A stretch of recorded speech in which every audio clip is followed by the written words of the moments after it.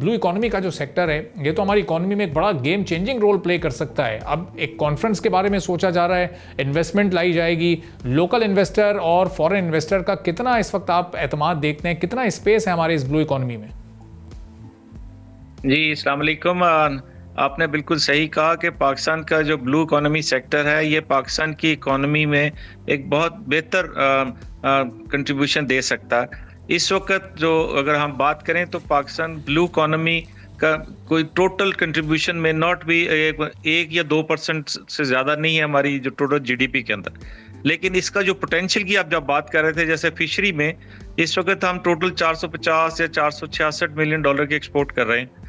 ये सिर्फ बेहतर मैनेजमेंट के साथ ये $1 बिलियन टच हो सकता है 1 से 2 साल में, और तकरीबन 5 to 8 ईयर्स में $10 बिलियन तक जा सकते हैं। हम और वियतनाम आज से 30 साल पहले एक स्टेज पे थे। आज वियतनाम तकरीबन $10 अरब की फिश एक्सपोर्ट करता है और हम अभी तक उधर ही खड़े हैं। ये सिर्फ बेहतर मैनेजमेंट और सिर्फ आपने इंसेंटिव देने हैं फॉरेन इन्वेस्टर को, लेकिन स्पेशली अपने लोकल इन्वेस्टर को कि वो उनका एतमाद बहाल हो तो इस सेक्टर में आ सकते हैं। इसी तरह जैसे आप ये शिपिंग सेक्टर की आपने बात की, 1971 में हमारे पास 70+ शिप्स थे, आज हमारे पास 12 जहाज हैं जो कि टोटल पाकिस्तान के कार्गो का 10% लिफ्ट करते हैं। इसमें भी बहुत चांस है, इसमें हमारा लोकल इन्वेस्टर और फॉरेन इन्वेस्टर भी आ सकता है। इन सब के पीछे जो कॉन्फ्रेंस आपका जिक्र कर रहे हैं, ये पाइमेक इंशाल्लाह Pakistan international maritime exhibition conference हो रही है। इसका बेसिक कॉन्सेप्ट भी यही है, ये भी नवंबर के फर्स्ट वीक में होनी है कराची में। इसमें लोगों को दिखाना है कि हमारे पास कितना वैक्यूम है इस इंडस्ट्री में, इस सेक्टर में, और क्या क्या हम ऑफर कर सकते हैं और कहाँ लोग अपना पैसा इन्वेस्ट करके यहाँ से अपने लिए भी कमा सकते हैं और हमारी इकोनॉमी के लिए भी बहुत बेहतर होगा। सही। तो अब डॉक्टर साहब, ये जो हमारा समंदर पोल्यूटेड होता जा रहा है और जो हमारा सी फूड है वो यहाँ से दूर होता जा रहा है, तो हमने तरक्की याफ्ता ममालिक को देखा, उन्होंने वक्त पर एक्वाकल्चर को फ़रोग दिया, फार्मिंग की तरफ हो गए। अभी हम यहाँ पर इसमें भी लैग कर रहे हैं। अभी इस कॉन्फ्रेंस के ज़रिए अब इस कॉन्सेप्ट को भी उभारा जा सकेगा?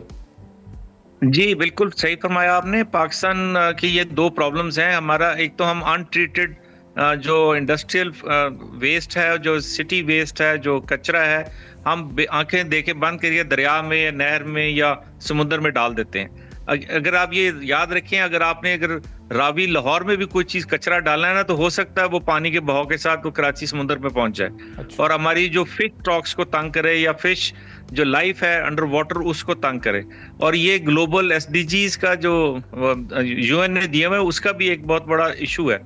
पाकिस्तान का समुंदर कराची के करीब जो है ना, इस वजह से हमारा पोल्यूट हो गया कि इसमें हम अनट्रीटेड कुछ 12-13 गंदे नाले कराची के समुंदर में गिरते हैं। लेकिन गवर्नमेंट कोशिश कर रही है इसको ट्रीट करने की, लेकिन ये इंडिविजुअल्स का भी फर्ज होता है कि वो खुद भी ध्यान रखें कि हम कोई चीज़ इस तरह अनट्रीटेड समुंदर में या पानी में ना फेंकें। अब रह गई बात मछली की या जो लाइफ अंडर वाटर या समुंदर की जो एक्सपोर्ट का है, उसके ऊपर भी दुनिया सारी के बड़े स्ट्रिक्ट स्टैंडर्ड्स हैं। लेकिन अल्हम्दुलिल्लाह अभी इस साल पाकिस्तान में एक्वाकल्चर और मैरीकल्चर दोनों में बड़ी तरक्की हुई है। बल्कि इस दफ़ा हमारी जो इनलैंड फिश फार्मिंग थी लैंड के अंदर, पंजाब में और KPK में और गिलगित में, उनकी जो एक्सपोर्ट है वो समुंदर की पकड़ी हुई मछली से ज़्यादा बढ़ गई है। ये पहला साल था पिछले साल।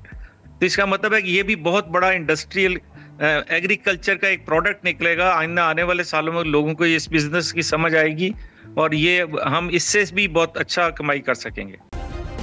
सब्सक्राइब करें और बेल दबाएं ताकि कोई खबर रह न जाए।